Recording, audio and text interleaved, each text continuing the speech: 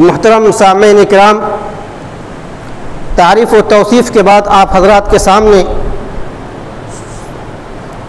سورۃ الفتح کی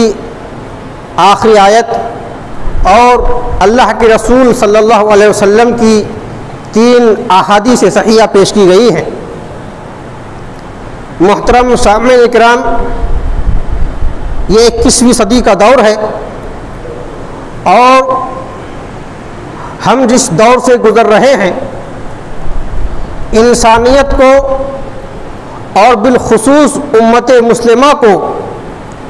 اور امت مسلمہ میں خصوصی طور پر وہ طبقہ، وہ جماعت اور وہ طائفہ جو کسی بھی قوم کے اندر، کسی بھی ملت کے اندر، کسی بھی سماج کے اندر عنصر حقیقی جوہر کی حیثیت رکھتا ہے، یا جس طرح انسان کے دل میں، انسان کے جسم میں اس کے دل کی حیثیت ہوتی ہے، یا انسان کے جسم میں اس کی شہرت کی حیثیت ہوتی ہے، اگر دل فساد کا شکار ہو جائے، دل بگاڑ کا شکار ہو جائے، دل کو کوئی بیماری لگ جائے تو پورا کا پورا جسم جس طرح ناکارہ اور بیکار ہو کر رہ جاتا ہے، اسی طرح اس قوم کا وہ گوہر اور جوہر اگر اس کے اندر کوئی بگاڑ پیدا ہو جائے، کوئی خرابی پیدا ہو جائے تو پورا معاشرہ اور پوری کی پوری سوسائٹی خراب اور برباد ہو کر رہ جاتی ہے۔ یا اسی طرح اس گروہ اور اس جماعت کی حیثیت انسان کی شہرت کی حیثیت ہے کہ اگر اس کو کاٹ دیا جائے تو جس طرح انسان کا وجود ہی ختم ہو جاتا ہے، اگر اس جماعت کو، اس کے اخلاق کو، اس کے دین کو، اس کی فکر کو، اس کے عقیدے کو اگر ختم کر دیا جائے تو پوری کی پوری ملت اسلامیہ کا خاتمہ ہو سکتا ہے۔ میرے بھائیوں اور بزرگوں، میں آپ کو بتانا چاہتا ہوں کہ آپ مثال لیں اپنے ایک چھوٹے سے گھر کی، جس کے اندر کچھ افراد ہوں، والدین ہوں، بھائی ہوں، بہنیں ہوں اور ماں باپ بڑھاپے کے دروازے تک پہنچ چکے ہوں، اور ان والدین کی امیدیں وابستہ اپنے گھر کے نوجوان بچے پر جو ان کے بڑھاپے کا سہارا بنے، اور اس گھر کے اندر جو ان کی بقیہ ضروریات رہ گئی ہیں، بیٹیوں کی شادی، ان کی بیماری، ان کی تیمارداری اور گھر کی تمام ضروریات جس نوجوان بچے سے وابستہ ہو گئی ہیں، اگر وہ نوجوان لڑکا پڑھائی کے بعد، تعلیم یافتہ ہو جانے کے بعد میں گھر کی تمام ضروریات اور ذمہ داریوں کو سنبھال لیتا ہے، وہ تو گھر سنور جائے گا۔ لیکن سپوز فرض کیجئے اگر والدین کی محنتوں کے بعد، والدین کی مشقت کے بعد، والدین کی دعاؤں کے بعد وہ لڑکا کامیاب نہ ہو سکا، گھر کی ضروریات کو اور ذمہ داریوں کو نہ سنبھال سکا، تو اندازہ کیجئے ہم میں سے بہت سارے لوگ ان حالات سے گزر رہے ہوں گے، اس گھر کی کیا کیفیت ہو سکتی ہے، اس ماحول کی، اس کے گھر کا ماحول کیا ہو سکتا ہے، اس چیز کو ہم بخوبی سمجھ سکتے ہیں۔ میرے بھائی اور بزرگوں، اس قوم کے نوجوان، ملت اسلامیہ کے نوجوان بالخصوص، اور کسی بھی قوم کے اندر، کسی بھی سماج کے اندر، کسی بھی ملت کے اندر، کسی بھی ملک کے اندر، کسی بھی قوم کے اندر نوجوانوں کی وہی صورتحال، وہی ان کی امیج، وہی ان کا کردار، وہی ان کی اہمیت، وہی ان کی افضلیت، وہی ان کا مقام ہے کہ اگر نوجوان کسی قوم کے خراب ہو جائیں، برباد ہو جائیں، ان کو اخلاق سے توڑ دیا جائے، ان کو ان کے عقیدے سے توڑ دیا جائے، ان کو ان کی تہذیب سے توڑ دیا جائے، ان کو ان کی آبا و اجداد کی تاریخ سے اگر گمراہ کر دیا جائے تو وہ قوم ترقی کی شاہراہ پر گامزن نہیں ہو سکتی، وہ قوم اپنے مستقبل کو روشن نہیں بنا سکتی، وہ قوم اپنی ماضی کی تاریخوں کی غلطیوں کی سدھار نہیں کر سکتی۔ میرے بھائیوں اور بزرگوں، آج ہم جن حالات سے اور جن دور سے گزر رہے ہیں، بالخصوص امت مسلمہ کے نوجوانوں کو پوری دنیا کے اندر جس طرح سے ٹارچر کیا جانے کی کوشش کی جا رہی ہے، ان کی دین کو، ان کے عقیدے کو، ان کی اخلاق کو، ان کی تہذیب کو، ان کے کلچر کو اور ان کے شاندار ماضی کو جس طرح مسخ کر کے ان کو مستقبل کے اندر ایسے حالات کے اندر چھوڑ دینا چاہتے ہیں کہ جانا وہ دین کے رہے، نہ دنیا کے رہے، نہ اپنی تہذیب کے رہے، رہیں، نہ اپنے کلچر کے رہیں، نہ ان کے اندر اپنے ملک کے تعلق سے، اپنی قوم کے تعلق سے، اپنے سماج کے تعلق سے اور اپنی قوم کے تعلق سے کوئی ذمہ داری، کوئی احساس ہو، تو اس طرح ان کو بے آب و گیا میدان کے اندر دشمنان ملت چھوڑ دینا چاہتے ہیں، جہاں وہ نہ گھر کے رہیں، نہ دین کے رہیں، نہ قوم کے رہیں، نہ ملت کے رہیں۔ میرے بھائی اور بزرگوں، میں بتانا چاہتا ہوں آپ کو کہ اس وقت خفیہ طور پر بالخصوص یہ تو کوشش ہے کہ امت مسلمہ کے جو نوجوان ہیں ان کو ان کے دین سے، ان کے عقیدے سے، ان کی تاریخ سے، ان کی سیرت سے، ان کے کلچر سے اس طرح بے بہرا کر دیا جائے، اس طرح ذلیل اور اس طرح خار کر دیا جائے، ان کو اس طرح گمراہ کر دیا جائے کہ وہ مستقبل کے اندر ایک عیاش انسان بن کے رہیں، وہ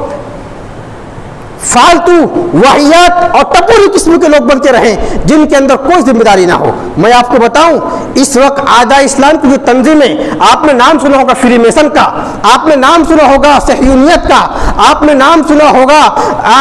ماسونیت کا، آپ نے نام سنا ہوگا کمیونسٹ کا، آپ نے نام سنا ہوگا سامراجیت کا، اور آپ نے نام سنا ہوگا استعماریت کا، اور اس طرح عیسائی مشنریز جو ہمارے درمیان رہ کر ہمارے نوجوانوں کو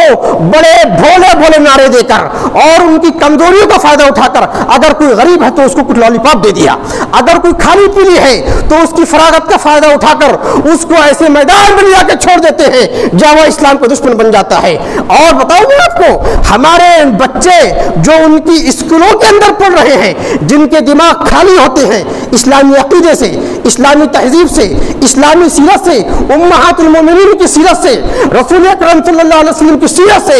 اور اسلام کی تعلیمات سے جن کے ذہن اور جن کے دل کوڑے ہوتے ہیں، ان کے سامنے مسیحیت اور عیسائیت کی ایسی خوشنما تاریخ بنا کر پیش کی جاتی ہے، اور اسلام کو ایسے گھرونے،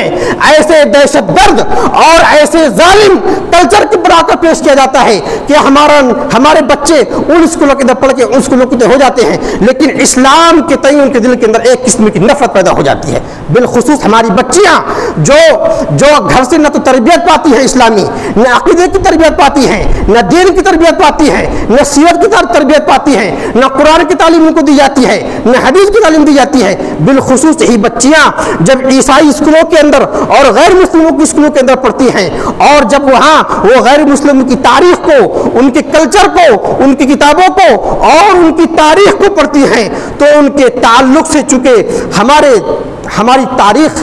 ہمارا عقیدہ، ہماری تہذیب، اللہ کے رسول صلی اللہ علیہ وسلم کی سیرت ان کو پڑھائی نہیں جاتی۔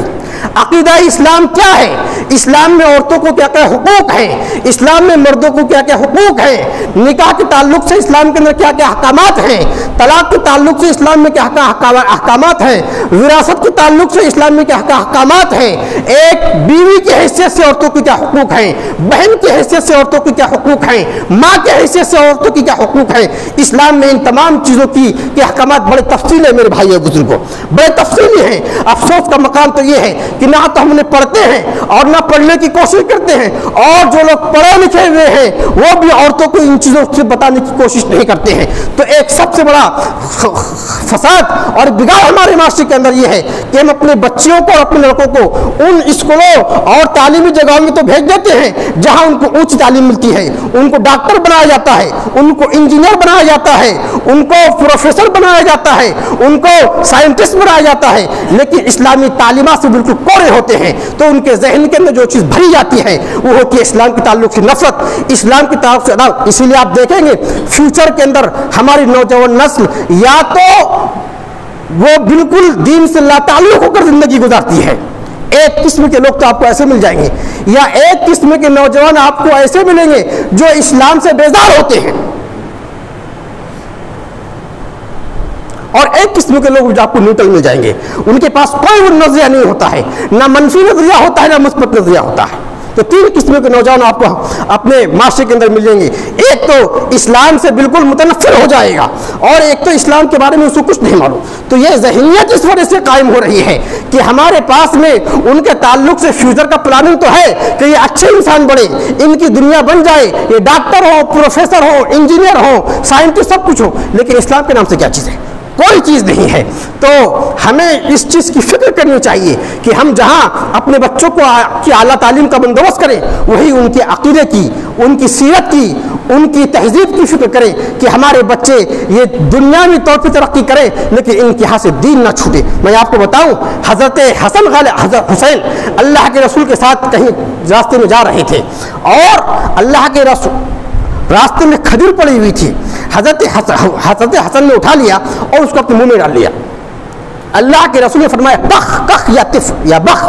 آپ نے کہا کہ بیٹے اس کو تھوک دو, تھوک دو. بعض روایت کے اندر کخ کے الفاظ ہے, بعض روایت کے اندر بخ کی روایت کے الفاظ ہے, صحیح مسلم کی روایت ہے. اللہ کے رسول نے کہا بیٹا تھوک دو. یہ اللہ کے رسول کو کہنے کا مقصد یہ نہیں تھا کہ کھجور کے اندر مٹی لگی ہوئی ہے, مٹی سے سنی ہوئی کھجور تمہارے پیٹ میں جائے گی, تمہارا پیٹ خراب ہو جائے گا. نہ, اللہ کے رسول نے حضرت حسن کو تلقین کی بیٹا کہ یہ کھجور تم تھوک دو, کہیں ایسا تو نہیں کہ یہ کھجور زکات کا ہو اور تمہارے پیٹ میں زکات کا مال چلا جائے اور آل ہاشم کے لیے زکات حلال نہیں ہے. تو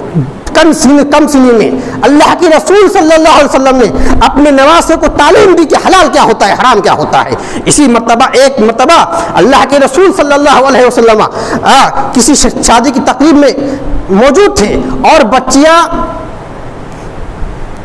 گانے گا رہی تھیں. گانے سے مراد ہمارے وہ آج کے ڈی جے نہیں جو پورے کے پورے شہر کو سر پہ اٹھا لیتے ہیں, معاف کیجیے گا, وہ ڈی جے نہیں, اور وہ گانے نہیں جو ہالی ووڈ اور بالی ووڈ کے ہوتے ہیں. اغنیہ کا مطلب ہوتے ہیں نارملی گانا جسے انشودہ بولا جاتا ہے عربی کے اندر, ترانے. اللہ کے رسول کی تعریف میں بچیاں نظمیں پڑھ رہی تھیں, جسے میں نظم کہہ سکتا ہوں. اللہ کی تعریف میں بچے نظم پڑھ رہی تھی, آپ کی تعریف کر رہی تھی. اور اسی تعریف میں ایک بچی کہتے کہتے یہ پڑھ گئی وَفِينَا نَبِيٌّ يَعْلَمُ مَا فِي غَدٍ. ہمارے درمیان ایک ایسا نبی ہے جو مستقبل کی باتیں جانتا ہے, جو کل کی باتیں جانتا ہے, یعنی عالم الغیب ہے. اللہ کے رسول نے سنا فوراً تو کہا بچی نہ, یہ مت پڑھو, یہ مت پڑھو, اس لیے کہ تمہارا نبی عالم الغیب نہیں ہے, تمہارا نبی مستقبل کی باتیں اور کل کی باتیں نہیں جانتا ہے. میں تو بس ایک اللہ کا نبی ہوں, میرے پاس جو وہی آتی بتا دیتا ہوں. تو اللہ کے رسول نے اس بچی کو اسی مقام پر اس کی اصلاح کی کہ بیٹا یہ ہمارا اسلامی عقیدہ نہیں ہے, یہ اسلامی عقیدے کے خلاف ہے کہ تم اپنے نبی کو عالم الغیب کہو. تمہارا نبی ایک تمہاری طرح انسان ہے جو رسول ہے, جس کے پاس اللہ رب العالمین کے پیغامات آتے ہیں تم تک پہنچا دیتا ہے. تو اللہ کے رسول صلی اللہ علیہ وسلم نے اسی محفل میں اس بچی کی اصلاح کی, اور اصلاح کا طریقہ بھی بڑا نبیانہ تھا, بڑا شفیقانہ تھا کہ آپ نے بچی کو اپنے پاس بلایا, اس کے سر پہ ہاتھ رکھا اور اس کو سمجھا. بیٹا مارا نہیں آپ نے, سختی سے نہیں پیش آئے آپ نے, ڈانٹا نہیں آپ نے, اس کے والدین کو آپ نے تنبیہ کا شکار نہیں بنایا, ان کے ساتھ سرزنش نہیں کی, بلکہ ایک نبوی اسلوب, ایک ٹیچر اور ایک معلم کا جو حکیمانہ اسلوب ہونا چاہیے جو بچوں کے دلوں کے اندر مقام کر جائے. جب بچے کو نصیحت کی جائے تو اس کے دل کے اندر اتر جائے. اللہ کے رسول نے بڑے شفیقانہ انداز سے, بڑے رحیمانہ انداز سے اس بچے کو بلایا اور اس کی اصلاح کی کہ بیٹا یہ طریقہ, یہ عقیدہ ہمارا اسلام کا عقیدہ نہیں ہے, اسلامی عقیدہ عالم الغیب کے عقیدے سے بالاتر ہے. تو عرض یہ کرنا چاہتا ہوں کہ اللہ کے رسول صلی اللہ علیہ وسلم نے اس کم سن بچی کو بلا کر عقیدے کی اتنی بڑی باریکی سمجھائی. بہت ممکن تھا اللہ کے رسول یہ بات سوچ کر نظر انداز کر دے کہ چھوٹی بچی ہے, کیا جانتی عقیدہ کیا چیز ہے, عالم الغیب کیا ہوتا ہے کیا جانتی ہے, رسول کا عالم الغیب ہونا نہ کیا جانتی ہے, رسول کا حاضر و ناظر ہونا کیا جانتی ہے. بہت ممکن تھا اگر اللہ کے رسول صلی اللہ علیہ وسلم یہ سوچ کر کہ بچے بھی چھوٹی ہے, اسی میں کیا عقیدے کی اتنی بڑی باریکی سمجھاؤں, معاف کر دیتا ہوں جب بڑی ہوگی تو سمجھا دیں گے. نہیں, اللہ کے رسول نے اس بچی کو تنبیہ کی, تلقین کی سکھایا. اس میں میرے بھائی اور بزرگوں ہماری لیے تعلیم ہے, ہماری لیے نصیحت ہے کہ ہم اپنے بچوں کو جہاں بچپن سے ان کے لیے ہائر ایجوکیشن کا انتظام کرتے ہیں, خواب دیکھتے ہیں, ان کے لیے مہنگی مہنگی ٹیوشنیں فراہم کرتے ہیں اور اس کے لیے انتظامات کرنے کی کوشش کرتے ہیں, ہماری ذمہ داری ہے. اور اللہ کے رسول نے ہمیں تعلیم دی کہ بچپن سے ہم اپنے بچوں کے عقیدے کی اصلاح کرنے کی کوشش کریں, بچپن سے ان کو سیرت نبی پڑھانے کی کوشش کریں, بچپن سے ان کو احادیث رٹانے کی کوشش کریں, بچپن سے ان کو قرآن کی تعلیمات, قرآنی آیات رٹانے کی کوشش کریں اور ان کا ٹرانسلیشن اور ان کی مختصر تفسیر کو سمجھانے کی کوشش کریں کہ وہ سمجھے کہ ہمارا دین کیا ہے, ہمارا عقیدہ کیا ہے, ہمارے عقیدے کی نزاکتیں کیا ہیں, ہمارا عقیدے کا بیس کن باتوں پر ہے. ہمارا عقیدے کا بیس فلسفیات پر نہیں, ہمارے عقیدے کے بیس منطقیات پر نہیں, ہمارے عقیدے کی بیس علماء کرام کے اقوال پر نہیں، ہماری عقیدے کی بیس صرف قرآن اور اللہ کے رسول صلی اللہ علیہ وسلم کی حدیث پر ہے، اس کے علاوہ کوئی اور بیس ہماری عقیدے کی نہیں۔ بچوں کو یہ باریکی سمجھائیے، تب ہمارے بچے کسی اور مقام پر جا کر بڑی بڑی تعلیم حاصل کریں، لیکن اگر ان کی تعلیم، ان کی تربیت دینی ماحول میں ہوگی تو ان کو کوئی گمراہ نہیں کر سکتا۔ آپ کو معلوم ہوگا جب بدر کے قیدیوں کو قید کر کے لایا گیا تو اصحاب کرام کی مختلف آراء تھی اس تعلق سے، بعد میں کہا قتل کر دیا جائے، بعد میں کہا ان کو اسیر بنا لیا جائے، قیدی بنا کر رکھ لیا جائے۔ بہرحال اس وقت حضرت عمر کی تائید میں وحی نازل ہوئی اور ان کو قتل کیا گیا۔ تو قتل کرنے سے پہلے وہ مسلمانوں کی حراست میں تھے اور مسلمانوں کے بچے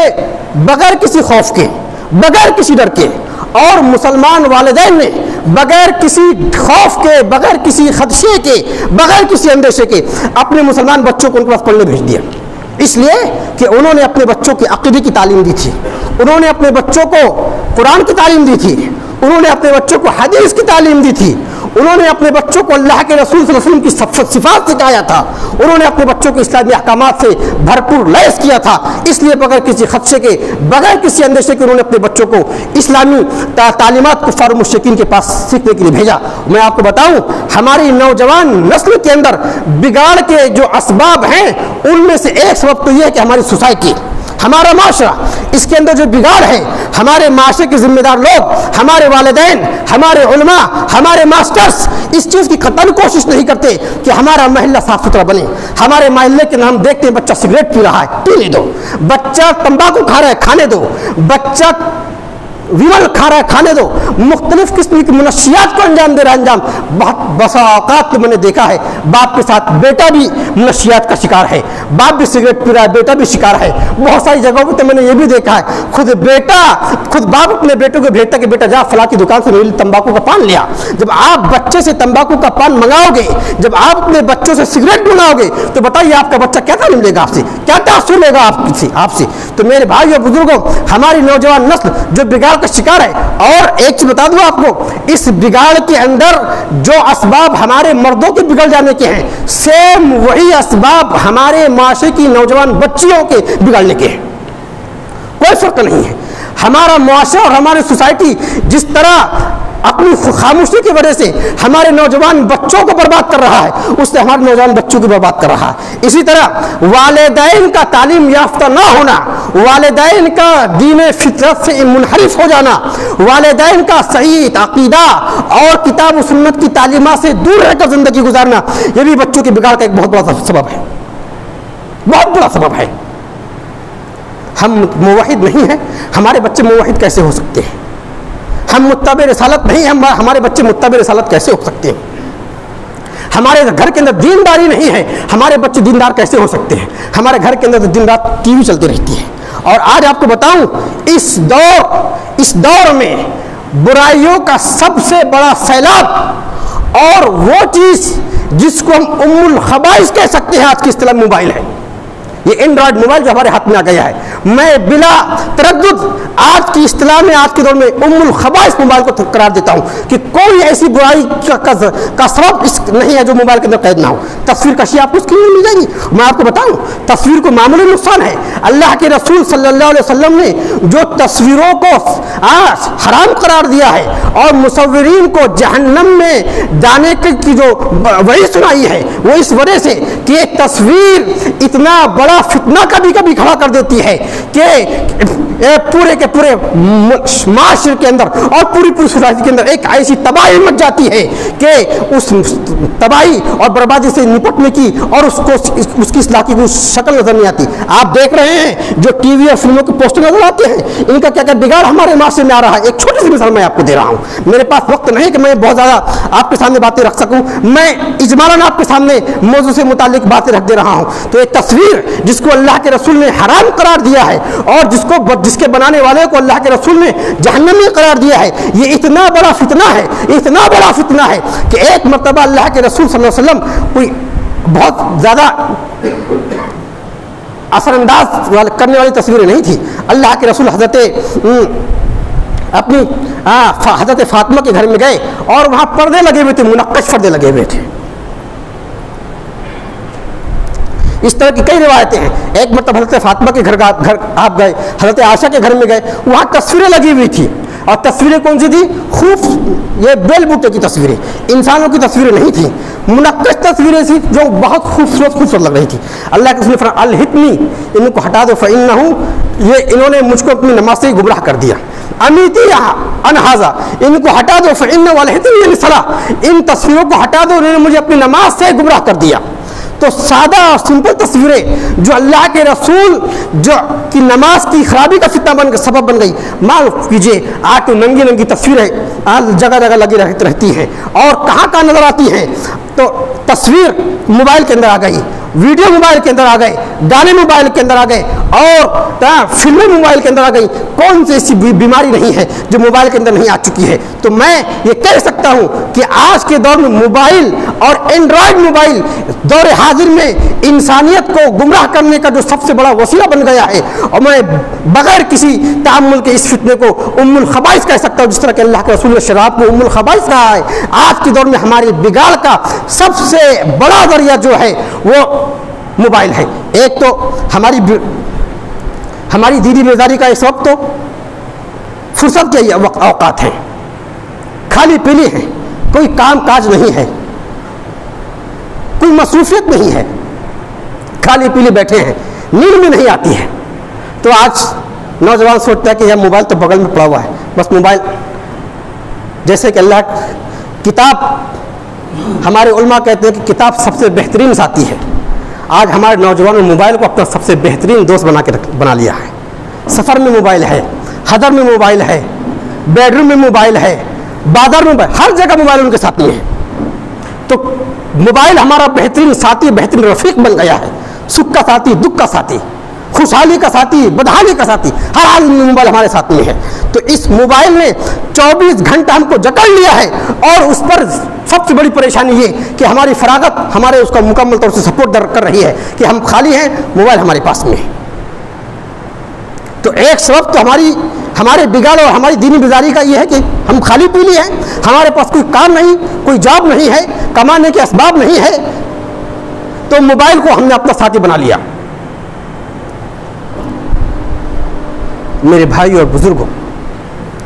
یہ صورتحال جو ہمارے اندر پیدا ہو گئی ہے کہ ہم ان اسباب کا شکار ہو چکے ہیں جو اسباب ہمیں دین سے دور کرتے ہیں، ہماری ذمہ داریوں سے دور کرتے ہیں، ہماری مسئولیات سے دور کرتے ہیں. آپ یاد کیجئے اصحاب کرام کے اس دور کو،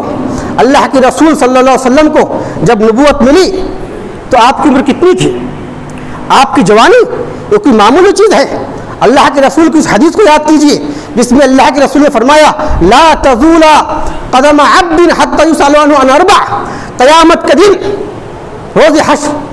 حشر کا مقام ہوگا، پوری کی پوری انسانیت اللہ رب العالمین کے سامنے کھڑی ہوگی اور اس دن کے بارے میں اللہ کے رسول کی حدیث ہے لا تزول قدم عبد حتى يسأل عنه عن اربع. کسی بندے کے شخص اللہ رب العالمین کے سامنے سے اس وقت تک ہٹ نہیں سکتے جب تک اس سے 4 چیزوں کے بارے میں سوال نہ کر جائے.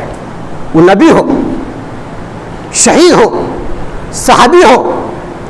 عالم ہو، فلسفی کوئی ہو، کتنا بڑا عابد و زاہد بندہ ہو، لیکن جب تک قیامت کے دن حشر کے روز اللہ رب العالمین اس سے 4 چیزیں کو سوال نہیں کر لے گا، اس کے قدم اللہ رب العالمین کے سامنے سے ہٹ نہیں سکتے. نیکیوں کے پہاڑ اس کے پاس میں ہوں، احد پہاڑ کے برابر اس کی نیکیاں ہوں، اس کی زندگی کے اندر کوئی خطا کوئی گناہ نہیں ہے، لیکن جب تک وہ 4 سوالوں کا جواب اللہ رب العالمین کے سامنے صحیح نہیں دے گا نہیں ہٹ سکتا. اللہ کے رسول نے فرمایا ان عمرہ فیما افناہ، اس کی عمر کے بارے میں پوچھا جائے گا کہاں اس کو خرچ کیا. اب عمر کے اندر بچپنا بھی آتا ہے، جوانی بھی آتی ہے، بڑھاپا بھی آتا ہے. اللہ رب العالمین پوری عمر کے بارے میں پوچھے گا بتا، لیکن عمر کا سوال کرنے کے بعد پوچھے گا وَأَن شَبَابِهِ فِيمَا أَبْلَاهُ. بالخصوص بڑھاپے کو نہیں پوچھ رہا ہے، بچپنے کو نہیں پوچھ رہا ہے، جوانی کو بتا تو نے کہاں خرچ کیا. میرے نوجوان ساتھیوں، سوچنے کا مقام ہے ہمارے لیے کہ اللہ رب العالمین نے ہمیں جوانی جیسی نعمت کیوں دی ہے اور جوانی جیسی نعمت یہ کیا ہے کہ اللہ رب العالمین قیامت کے دن اس فترے کے بارے میں ہم سے پوچھے گا کہ اللہ رب العالمین میں نے تجھ کو جوانی دی تھی، تو اس کو کہاں خرچ کیا؟ وَأَنْ شَبَابِي فِي مَا أَبْلَاهُ، میں نے تجھ کو جوانی دی تو کہاں خرچ کیا؟ آپ جانتے ہیں کتنی اہم چیز ہے۔ اللہ کے رسول نے فرمایا جنتی نوجوانوں کی عمر 33 سال ہوگی، اور انبیاء کرام کو رسالت 40 سال کے زمانے میں دی گئی۔ 40 سال اور 33 سال میں کوئی فرق نہیں ہے، بس فرق یہ ہے کہ 33 سال کی عمر میں انسان قوت اور جسمانی طاقت کے اعتبار سے مکمل ہوتا ہے، اس کی جسمانی قوت مکمل ہو جاتی ہے، اور 40 سال کے اندر اس کی دماغی قوت، اس کی صلاحیت کی طاقتیں، اس کے علم کی طاقتیں مکمل ہو جاتی ہیں۔ تب اللہ رب العالمین نے جا کے انبیاء کرام کو 40 سال کی زندگی کے اندر نبوت سے سرفراز کیا، اس لیے کہ جوانی کی قوتوں کے ساتھ ساتھ جو علمی تجربات اور زندگی کے جن تجربات سے انسان کو گزرنا ہوتا ہے، جو اس کو بہت کچھ سکھاتی ہے، ان تجربات سے گزر کر انبیاء کو رسالت دی گئی، اور 33 سالہ نوجوان بنا کر جنت میں اس وجہ سے داخل کیا جائے گا کہ 33 سال کی عمر یہ قوت شباب کا زمانہ ہوتا ہے، جوانی کی قوت مکمل طور سے اس دور کے اندر پائی جاتی ہے۔ اس وجہ سے اللہ کے رسول نے فرمایا کہ 33 سالہ جوان جنت کے اندر پہنچائے جائیں گے، اور 40 سال کی عمر میں اللہ کے رسول اور تمام رسولوں کو رسالت دی گئی، اس لیے کہ وہ علم اعتبار سے پختگی 40 سال میں آتی ہے۔ تو میرے جوانوں، آپ سوچئے کہ اللہ رب العالمین نے جو آپ کو جوانی دی ہے، اور اسی جوانی کے بارے میں قیامت کے دن آپ سے پوچھا جائے گا کہ ہم نے تجھ کو جوانی دی تھی، کیا کیا اس کا؟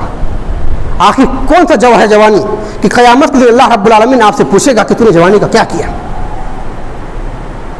اور اللہ کے رسول صلی اللہ علیہ وسلم فرماتے ہیں ان اللہ لا يعجب من الشباب الذي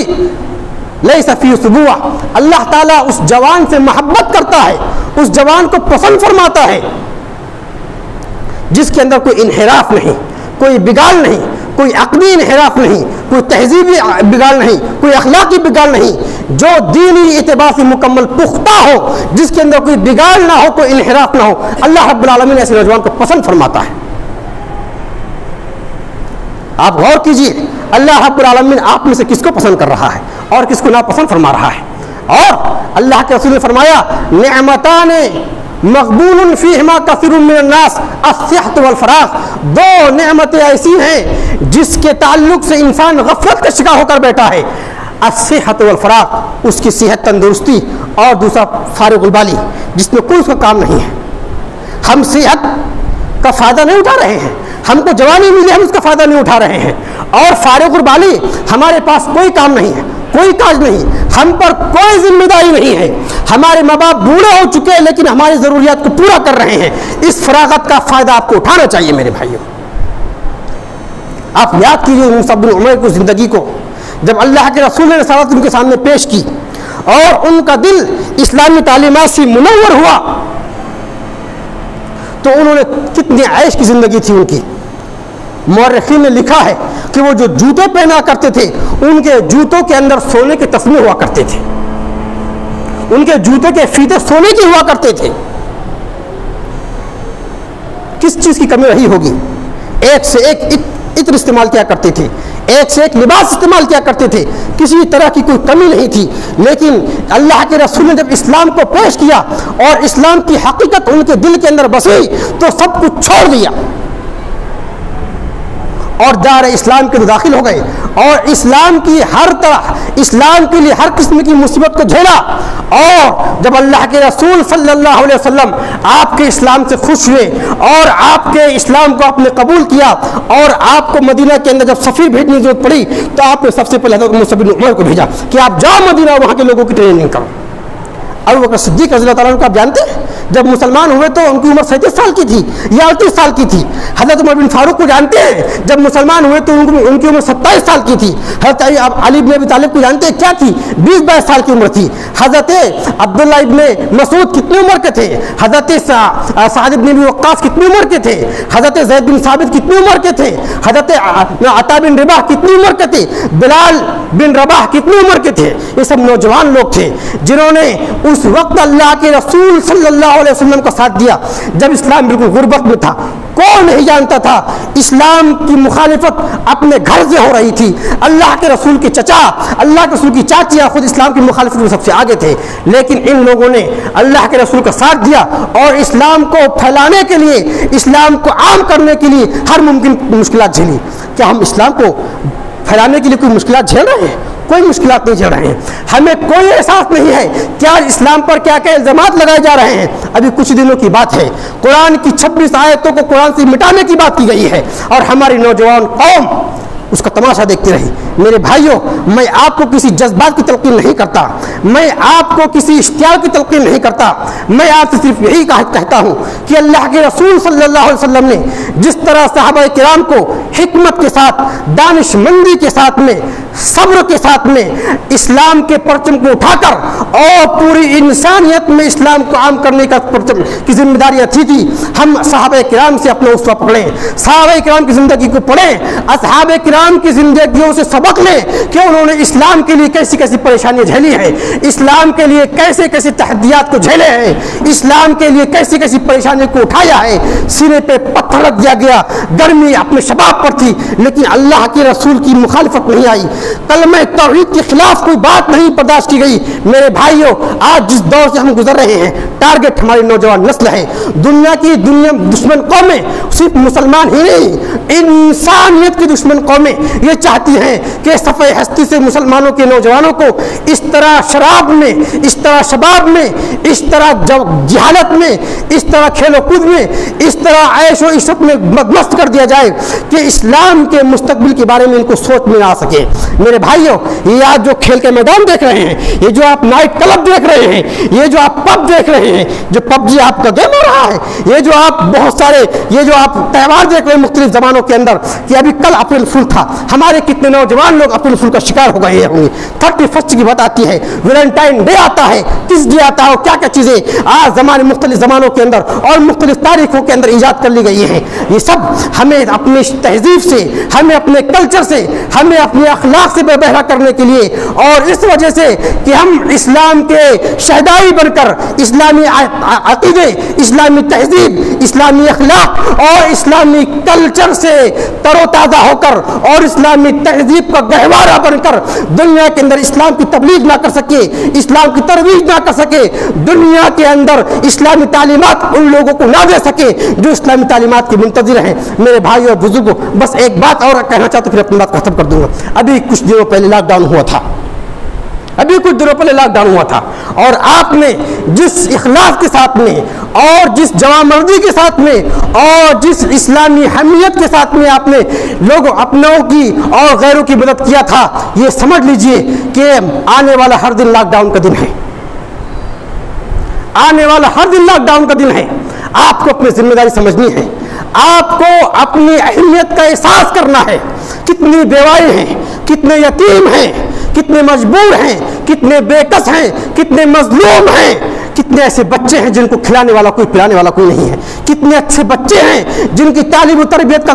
इंतजाम करने वाला कोई नहीं है। माफ कीजिएगा अगर ये गुमराह हो गए और ऐसे हाथों के हाथ चढ़ गए, ऐसे लोगों के हाथ चढ़ गए जो उनको उनके मजहब से गुमराह कर सकते हैं, जो उनको हिंदू बना सकते हैं, जो उनको ईसाई बना सकते हैं, जो उनको मजूसी बना सकते हैं, तो बताइए कि क्या अल्लाह रब्बुल आलमीन आपसे क़यामत के दिन ये नहीं पूछेगा कि तू अपनी फरागत का तमाशा का उठा,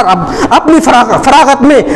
मस्त था, अपनी ऐश की जिंदगी गुजार रहा था, लेकिन तेरे सामने एक बच्चा ऐसा भी गुजरा जिसके बदन पर कपड़े नहीं थे, जिसको तालीम नहीं थी, लेकिन तूने उसकी फिक्र नहीं की और बच्चा गुमराह हो गया। बताइए आप क्या जवाब देंगे? तो मेरे भाइयों बुजुर्गों, मैं हकीकी माने में आपको लॉकडाउन का अंदेशा नहीं दे रहा हूं, मैं आपकी जिम्मेदारी आपको याद दिला रहा हूं कि आप ये समझे कि आने वाला हर दिन लॉकडाउन का दिन है, जिसमें आपको उसी तरह मेहनत करनी है, उसी तरह लोगों की फिक्र करनी है, जिस तरह आपने लॉकडाउन में लोगों के घर घर अनाज पहुंचाया था, उनके खुर्दनोश की अश्याएं पहुंचाई थी, आप लोगों की तालीम का इंतज़ाम कीजिए, आप लोगों के लिए हॉस्पिटल का इंतज़ाम कीजिए, आप स्कूलें कायम कीजिए, आप बैतुल माल कायम कीजिए। यही आपकी ज़िंदगी का मकसद है। अल्लाह के रसूल को हज़रत खदीजा ने क्या तसल्ली दी थी कि अल्लाह के रसूल आप खौफ ना खाइए, आप ना डरिए, आप वो शख्स हैं जो गरीबों को खाना खिलाते हैं, आप वो शख्स हैं जो आप बेवाओं की मदद करते हैं, आप वो हैं जो मजलूमों की मदद करते हैं।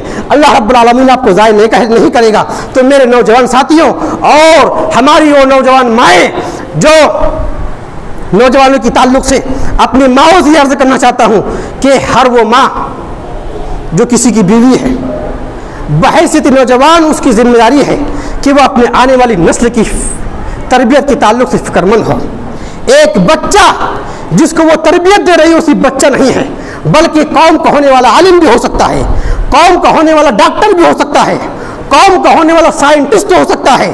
कौम का होने वाला सियासतदान हो सकता है। लेकिन मेरे माँ और बहनों, आप उनके अकीदे की, उनकी अखलाक की, उनके सीरत की ऐसी तरबियत कीजिए कि दुनिया की कोई ताकत उनको मुस्तकबिल गुमराह ना कर सके। उनको इखलास की और तौहीद की ऐसी ट्रेनिंग दीजिए कि वो जिस मैदान में रहें अल्लाह रब्बुल आलमीन का बेबा गाजी बनकर रहें, इखलास के साथ, लिल्लाहियत के साथ वो कौम और दीन की खिदमत करे, खुद गर्ज इंसान बनकर, मतलबी इंसान बनकर, और अपनी दुनिया को आबाद करने के लिए, इंसानियत को बर्बाद करने के नाम पर ना तुल जाएं, अपने फायदे हासिल करने के लिए इस्लाम पर तीर बरसाने वाले ना हो जाएं। अपने बच्चों को ऐसी तरबियत दीजिए कि कल वो बच्चे इस्लाम का दिफा करने वाले बने, वो खालिद बिन वलीद बने, वो उमर बिन खत्ताब बने, वो अली बिन अबी तालिब बने, वो उस्मान बिन अफ़्फ़ान बने। उनको ऐसी शरपसंदाना तहजीब से महफूज रखिए कि कल वो हमारे कोख से पैदा होकर नौज़ बिल्लाह वसीम रिज़वी बनने की कोशिश ना करें। मेरे भाई और बुजुर्गों, बस यही बात कहकर अपनी बातों को ख़त्म करता हूँ। व अक़ूलु क़ौली हाज़ा व अस्तग़फ़िरुल्लाह व लिसाइरिल मुस्लिमीन व आखिर दावाना अनिल हम्दुलिल्लाहि रब्बिल आलमीन।